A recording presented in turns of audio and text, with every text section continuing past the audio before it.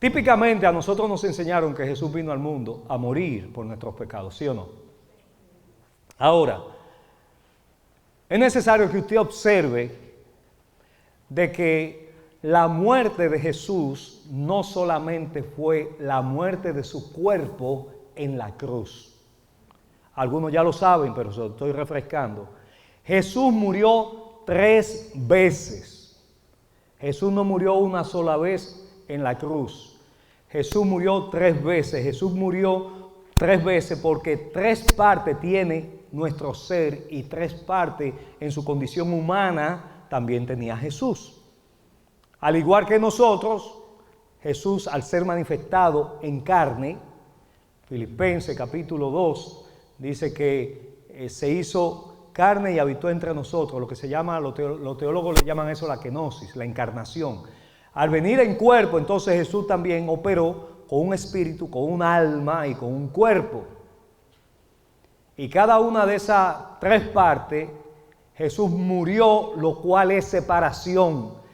Yo les recomiendo que si usted no lo tiene en su sistema operativo, a partir de hoy, usted ponga como sinónimo de muerte en su haber, es decir, en su sistema informativo, en su sistema operativo, ponga que cada vez que usted lea, oiga, diga la palabra muerte, lo que está hablando es de separación, no de exterminio. Dios puso eternidad en todo. Y al poner eternidad, entonces todo permanece.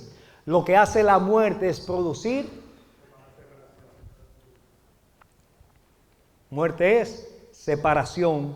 Vida es lo contrario, unión. Donde hay vida se está dando una unión. Donde hay muerte se está dando una separación. Entonces Jesús tiene que morir en su alma, en su espíritu y en su cuerpo. El mensaje tradicional, la predicación tradicional buena, celosa de la palabra, celosa de la sana doctrina, sin embargo carente de un entendimiento un poco más amplio, se ha remitido siempre a hablar de la muerte de Jesús como la muerte en la cruz, como la muerte del cuerpo de Jesús. Cuando, vuelvo y le reitero, cuando Jesús está en Getsemaní y está luchando con su voluntad y 3 veces le pide al Padre que pase de él esa copa, es decir, el tener que experimentar una separación con el Padre, entonces en ese momento Jesús muere a su psiquis, a su mente, a su voluntad, porque la mente está asociada con el registro donde se operan las decisiones. Usted y yo somos el resultado de lo que pensamos.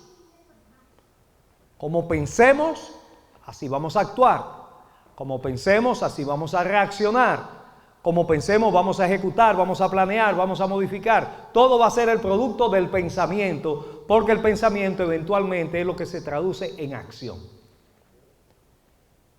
Aún gente que no tiene Biblia, que no tiene teología en su mente, ha llegado a la conclusión de que la voluntad reside en la mente, en la psiquis. Jesús entonces, al renunciar a su voluntad, porque Él de forma expresa lo dice, que no se haga mi voluntad, sino la tuya. Jesús está hablando claro que Él tenía una voluntad diferente a la del Padre. Cuando Él dice que no se haga la mía, sino la tuya, está renunciando, se está separando su voluntad y por lo tanto entonces en su psiquis Él está muriendo. Eso es tan fuerte que Lucas lo describe que Él sudó gotas de sangre. Fue tanta la presión en su mente, en su alma, en su psiquis, fue tan evidente la separación que se produjo entre la voluntad de Él con la del Padre, que sus sienes, su frente sangró. Eso está heavy. Una manifestación externa de lo que se produjo internamente. Pero hay un momento en la cruz, antes de Jesús morir, físicamente, donde él dice: Padre mío, ¿por qué me has desamparado? ¿Qué pasó ahí? Ahí se produjo una muerte espiritual, porque la comunión, que es unión, que es vida, se vio interrumpida a causa de que Jesús carga con el pecado de la humanidad, carga con la ineficacia, con el error, con los desvaríos, con los ayes, con todo lo negativo que se comprime en ese momento en la vida de Jesús, y el Padre le da la espalda y se separa. Muerte espiritual. Jesús seguía vivo físicamente. La disyuntiva, la dicotomía, el conflicto que había tenido previamente en Getsemaní, ya lo había superado, pero no quitaba el que todavía él está reconociendo que se está haciendo la voluntad del Padre, no la de él. Porque lo que Jesús no quería era romper la comunión con el Padre. Pero por ti y por mí.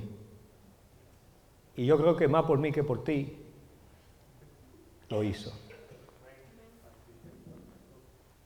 No porque yo sea más santo, sino tal vez porque me considero más pecador. Porque Jesús dice que al que más se le perdona, más ama.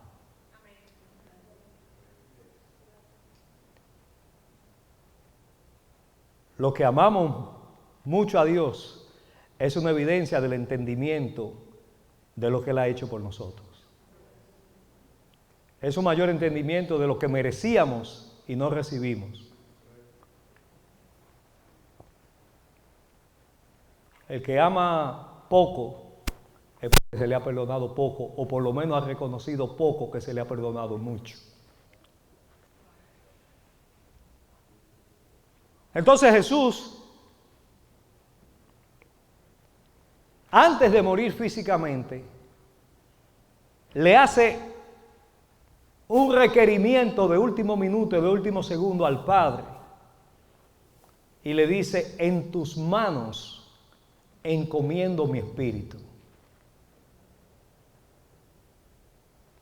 Al encomendarle al Padre su espíritu, está con la expectativa que lo que se separó momentáneamente vuelva y se una. Entonces, antes de morir físicamente, Jesús restaura la comunión espiritual, sustentando, manteniéndose en la cruz, como en otra ocasión le dije, haciendo balance del peso de su cuerpo para evitar el dolor que le provocaban la corona de espinas y los clavos en sus extremidades superiores e inferiores. Amén. Es decir, adicionalmente de una herida en el costado. Y mientras Él está reafirmando de que ya murió en su voluntad, there's no turning back, ya aquí no hay vuelta atrás. Dice: Padre, en tus manos encomiendo mi espíritu. Dice el evangelista, y habiendo dicho esto, expiró. Si llega a expirar sin entregar el espíritu voluntariamente al Padre, íbamos a estar complicados usted y yo. Pero Dios, que es un experto en detalles, diga: Dios es experto en detalles. Él es experto en detalles.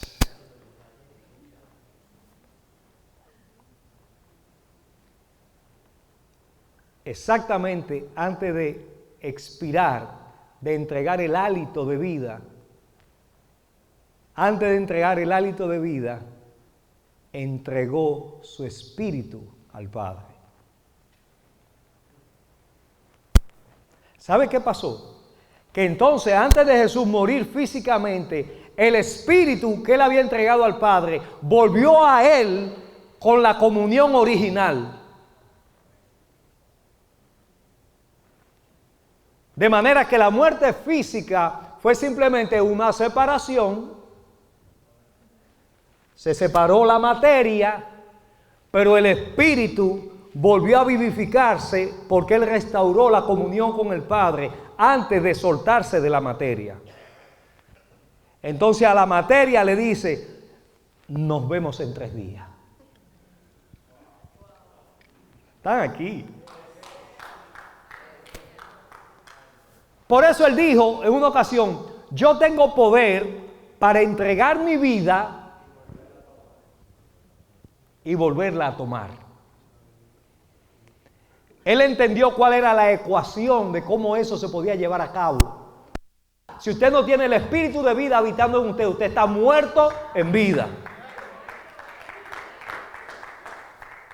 Por mucho que brinque, por mucho que salte, por mucho que aparentemente esté vivo, si no hay espíritu de vida en usted, usted tiene vitalidad, pero no tiene vida. Porque vida es unión con la fuente de vida. Si no hay comunión, si no hay conexión, si no hay unidad con la fuente de vida, la gente es muerto en vida. Entonces Jesús murió ¿cuántas veces? Lo primero que vemos aquí es que la dimensión que se manifiesta en el cuerpo, en la materia, es susceptible de ser tentada. Todo lo que tiene que ver con el cuerpo, todo lo que tiene que ver con manifestación sensorial, todo lo que tiene que ver con cosas apetecibles a nuestros 5 sentidos, se manifiesta a través del cuerpo. Tentaciones que van dirigidas al cuerpo, a las necesidades del cuerpo, a los deleites del cuerpo. Y mientras yo meditaba toda esta semana, de forma esporádica en este tema, medito, típicamente asociamos tentación con matar, con robar, con adulterar, con fornicar. Esas son las tentaciones típicas.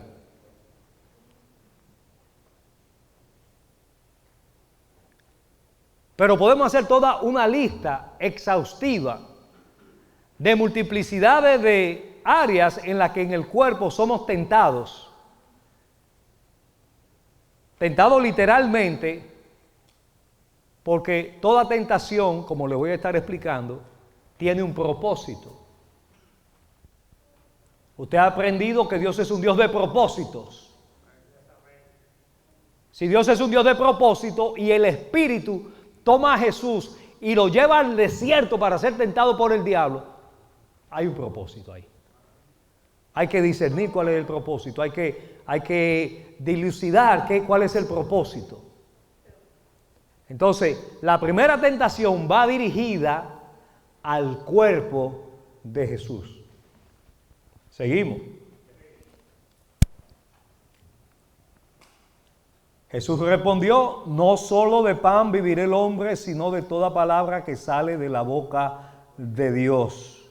Ojo, ojo, Jesús está aquí transmitiendo una enseñanza a otro nivel. Jesús está diciendo, diablo, el cuerpo no solamente se alimenta de materia. El cuerpo también se alimenta de palabra. Eso es tan poderoso que si usted ha experimentado la disciplina, el ejercicio de un ayuno, usted se da cuenta que, digo, es mi testimonio, de que yo puedo sentir hambre física y digo, espérate, y abro la palabra y comienzo a leer la palabra. Y hago como Jeremías, me la comienzo a comer. Y mientras estoy comiendo palabra espiritual, neutralizo el hambre física. Algunos están diciendo, pero mira, esa sería una buena dieta muy buena. Palabra espiritual, se me quita el hambre y al mismo tiempo pierdo peso. Pero literalmente, la palabra espiritual surte un efecto sobre la materia, sobre el cuerpo. Y Jesús lo está diciendo, no es solo de pan que vive el hombre, es también de toda palabra que sale de la boca de Dios. Entonces el diablo dijo, bueno, esta la perdí, vamos para la segunda. El diablo le llevó a la santa ciudad y le puso sobre el pináculo del templo. Y le dijo, si eres hijo de Dios, échate abajo, porque escrito está, sus ángeles mandará acerca de ti, y en sus manos te sostendrán para que no tropieces con tu pie. Y mientras yo meditaba en esto, digo, pero estaban en el desierto. El pináculo del templo no estaba en el desierto. El pináculo del templo estaba en Jerusalén. ¿Cómo fue que en un instante del desierto ahora están en el pináculo del templo? Y es porque hay una dimensión en usted y en mí que se manifiesta en la psiquis, en la mente, que se llama la imaginación. Por eso, mientras usted está durmiendo, su mente sigue trabajando y su mente genera situaciones, emociones, reacciones, lugares, sitios. Usted está aquí, en un instante está en otro sitio. ¿Sí o no? Entonces, en esa dimensión, el diablo opera con esta tentación, que ya le estoy dando la seña, en qué área de esas tres partes de Jesús se da esta segunda tentación. Se da en el alma. Y entonces Jesús responde diciéndole, escrito está, no tentarás al Señor tu Dios. La segunda tentación se da entonces en el alma, en la mente, en la psiquis, en el cambia tu pensamiento a un pensamiento contrario al que Dios quiere poner en tu mente.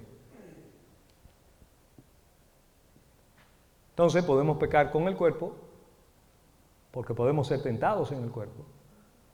Podemos ser tentados en la mente, porque tenemos esa capacidad. Y la tercera capacidad, mire dónde se da la manifestación de ella. Otra vez le llevó el diablo a un monte muy alto y le mostró todos los reinos del mundo y la gloria de ellos. Y le dijo, todo esto te daré si postrado me adorares. ¿Dónde está la región, el lugar suyo donde se produce la adoración? En el Espíritu. Por eso el Padre anda buscando verdaderos adoradores que le adoren.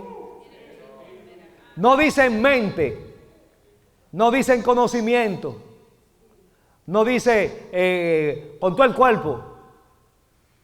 Dice en espíritu y en verdad, porque cuando sea en espíritu y en verdad, entonces el cuerpo se va a someter al espíritu y a la verdad que se manifiesta en la mente. Entonces Jesús le dice, vete Satanás, porque escrito está, al Señor tu Dios adorarás y a Él solo servirás. Entonces fíjense cómo la tentación, así como Jesús muere en tres áreas, Jesús es tentado también en tres áreas. El ser humano anda por la vida sin identificar que tiene tres partes que componen su ser, que cuando la tentación viene, usted tiene que identificar por dónde que viene. Por eso dice la palabra que los que andan según la carne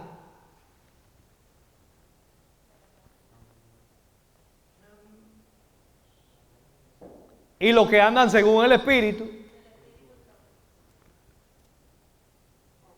porque usted está reconociendo la fuente de la tentación, pero también la fuente en la que usted está operando.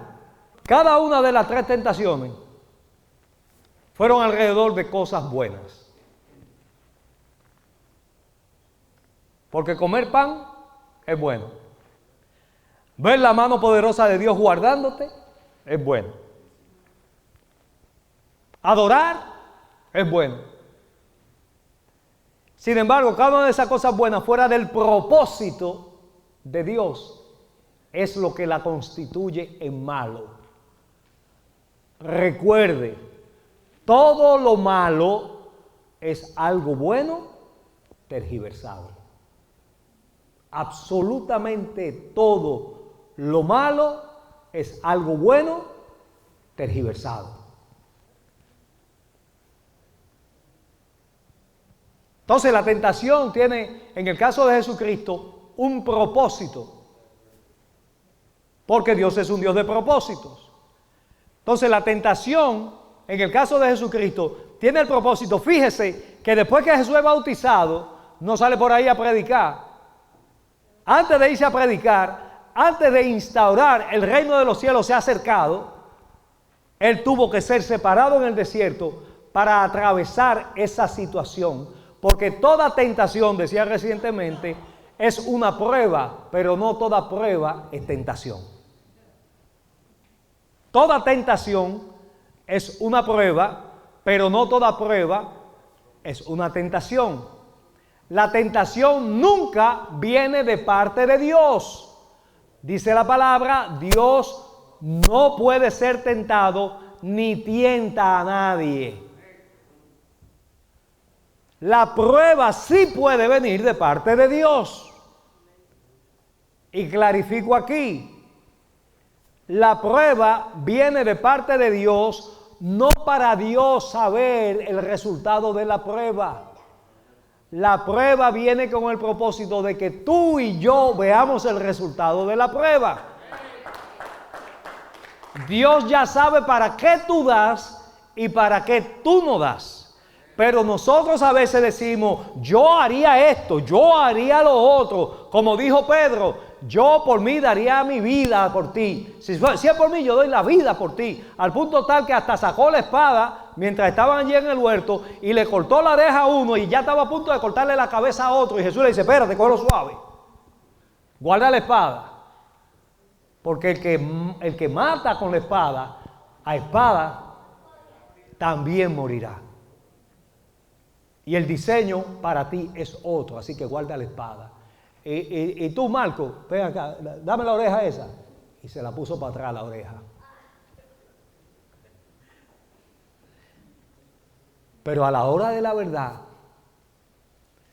mientras Pedro estaba en el fuego, en el patio de Caifás, mientras Jesús estaba por ahí, ya le comenzaron a dar la de él a Jesús. Dice, pero ven acá, tú no eres uno de los que andaba con... ¡Yo!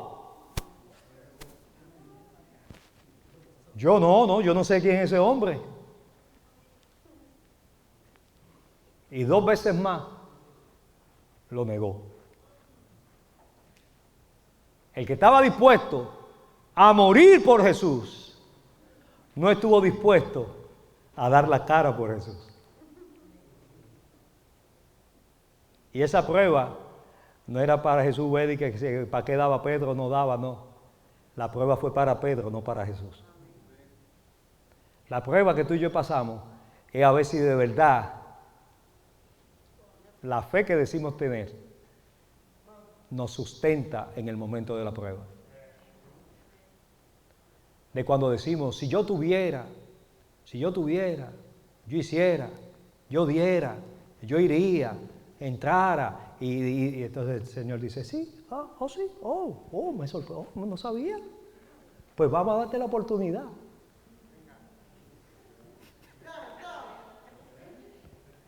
Se acabaron los men.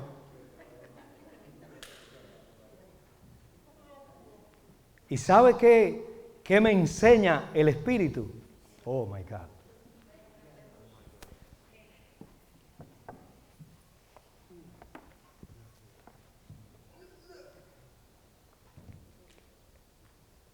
Que la prueba de Pedro fue una oportunidad para él manifestar el amor que creía que tenía por Jesús.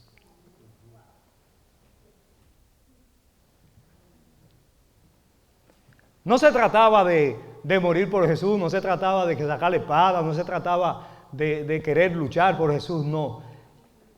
Era asunto de que no negándolo, él estaba afirmando, hubiese afirmado su amor por Jesús.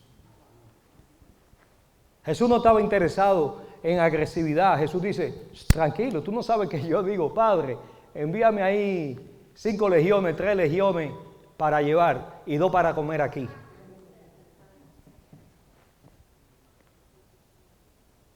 Jesús lo que quería era que Pedro se diera cuenta de que no era coherente con lo que decía y con lo que iba a hacer.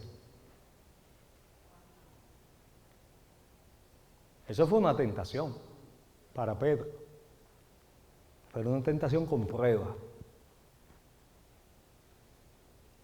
¿Y dónde afirma el Espíritu que el propósito de lo que pasó con Pedro era para manifestar el amor que él tenía por Jesús?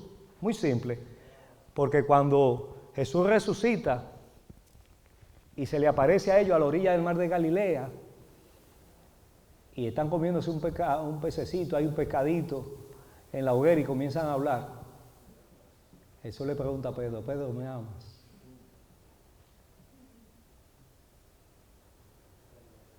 En otras palabras, ¿tú te acuerdas lo que te pasó?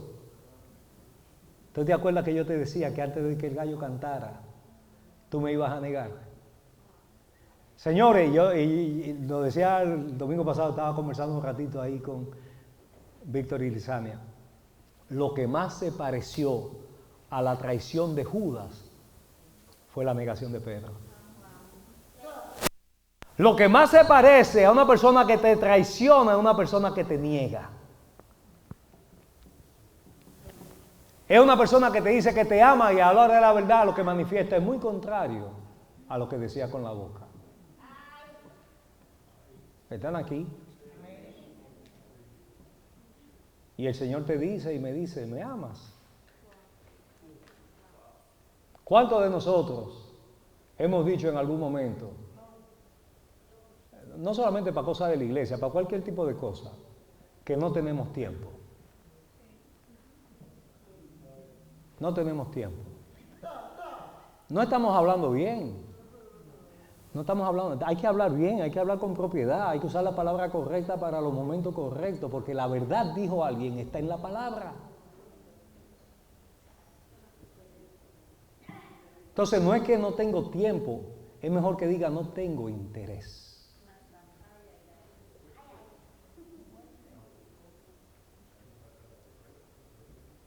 Porque cuando yo tengo interés, saco el tiempo. Si la mujer samaritana no hubiese tenido necesidad, si la mujer samaritana hubiese tenido una cisterna y una bomba con unos paneles solares en su casa, ¿usted cree que ella coge para el pozo? No. Ella fue al pozo porque tenía una necesidad. Y la necesidad va con el interés. Donde hay interés, hay una necesidad. Donde hay una necesidad, la necesidad genera un interés. Pedro tuvo la oportunidad de afirmar su amor por Jesucristo. Sin embargo, lo negó. Significa que el nivel de amor que él creía tener, no lo tenía. Y el nivel de amor que Jesús sabía que él tenía, Jesús ahora le estaba dando la oportunidad para que lo entendiera. Y 3 veces negó Pedro a Jesús, y 3 veces Jesús le preguntó, ¿me amas? Porque la misma oportunidad que tuvo para negarlo, Jesús se la dio para restaurarlo. Las mismas veces que tú y yo le fallamos al Señor, esas mismas veces multiplicadas por 70 veces 7, Él nos la da para que nos reposicionemos, para que seamos restaurados.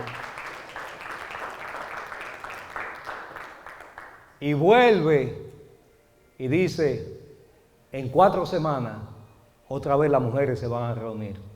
¿Me amas?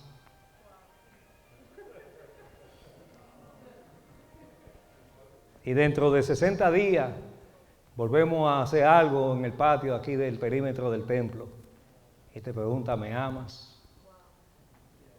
Y el pastor te dice, en 2 domingos te toca dirigir, el mes que viene te toca dirigir, y te dice, amén. Usted no dice, ¡yo! ¿Me amas? Es tan práctica la fe. Es tan práctico lo que podemos ser y manifestar en Dios. Casi nos vamos. La tentación de Jesús era para afirmación, diga afirmación. La tentación es una oportunidad para tú afirmar tu identidad. La tentación es una oportunidad para tú afirmar tu identidad. Que yo veo en el ejemplo de Jesús es la confesión. Cada una de las tentaciones, Jesús tuvo una confesión por la palabra. Y habrá momentos donde usted y yo tenemos que citar la palabra, habrá momentos donde el Espíritu nos va a dar una palabra. Hay montones de pasajes en las Escrituras que hablan de tentación. Si me pongo a meterme en cada uno de esos pasajes, los que están sin barba van a tener barba, los que están sin cana van a tener cana, y yo todavía voy a estar hablando de tentaciones, porque son múltiples los ejemplos. Pero escriba, la tentación es una oportunidad de afirmación de tu identidad. La tentación es una oportunidad de promoción. Porque Jesús, antes de comenzar su ministerio, públicamente, abiertamente, fue llevado por el Espíritu al desierto. Entonces, si usted ve qué pasó al final, dice entonces que vinieron los ángeles y le servían. Entonces es cuando Jesús comienza, en el versículo 17 del capítulo 4, comienza a predicar diciendo, arrepentíos porque el reino de los cielos se ha acercado. En ese dinamismo, Jesús instauró su ministerio terrenal, pero primero fue afirmado en el desierto al ser tentado en las 3 áreas de sus componentes.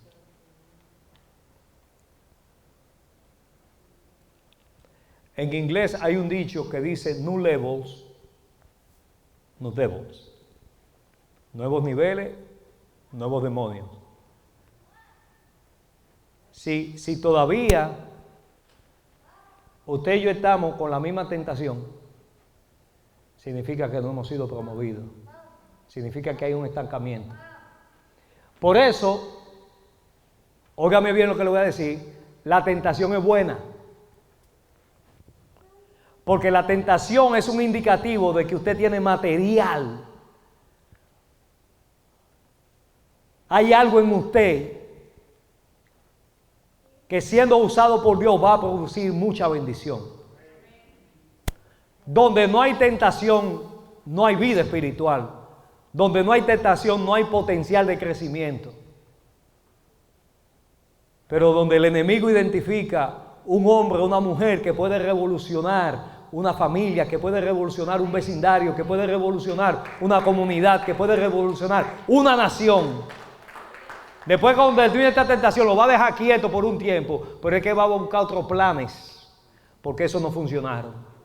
Y cuando vengan esos otros planes, usted, dependiendo de la comunión que tiene con el Espíritu de vida, va a confesar una palabra que va a extinguir los dardos del enemigo, y usted se va a mantener firme porque se mantiene en Dios. Y viene entonces la promoción. Y vienen los nuevos niveles. Pero pastor, Jesús enseñó a orar diciendo, líbranos de caer en tentación. Sí, pero oye bien, líbranos de caer en tentación. No líbranos de no tener tentación. Es de no caer en la... O sea, que durante la tentación no haya caída. Pero si tú has estado orando de que no haya tentaciones sobre tu vida, significa que estás en estancamiento. Por eso alguien dijo, nadie es honesto hasta que no administra dinero ajeno. En lo poco fuiste fiel, en lo mucho te pondré. Ahora fíjense qué escasos somos a veces en la interpretación de la palabra. Digo escaso por ser respetuoso, por no usar otro calificativo. Qué escasos somos con la palabra. Jesús dice que el que es fiel en lo poco, es fiel en lo mucho. Pero yo, sí, en 56 años que tengo de vida, yo he visto gente que ha sido fiel en lo poco, que en lo mucho se vuelve un disparate. Y yo digo, pero ven acá, Señor, tú dices que el que es fiel en lo poco es fiel en lo mucho. Resulta que no siempre es así. Entonces, ¿que se equivocó la palabra? Y no de dinero, necesariamente. No, porque hay cosas más valiosas que el dinero. Dije, hay cosas más valiosas que el dinero. Ahora tampoco sea tan escaso, diga, bueno, pues entonces lo muy importante es otra cosa, pues entonces no doy dinero. Sí, porque hay gente que es súper sabia para su propia perdición. Lo poco, en realidad Jesús está hablando de las cosas naturales. Lo mucho son cosas espirituales. Jesús no está hablando de cantidad. Jesús está hablando de naturaleza, de lo que se te confía. Jesús está diciendo que es fiel en lo poco, es decir, en las cosas naturales, en las cosas temporales, tú las aprecias. Entonces tú puedes recibir lo espiritual, tú puedes recibir lo eterno. Jesús no está hablando de cantidad, pero somos tan escasos en nuestras interpretaciones que creemos que está hablando de que si tú ganabas 3,000 y ahora ganas, y siempre estamos con la mentecita de chocolate, la mente de cacao. No estamos pensando con la mente de Cristo que Él te ha dado, que me ha dado. Dice, ahora tienes la mente de Cristo. Quítale lo plástico, úsala.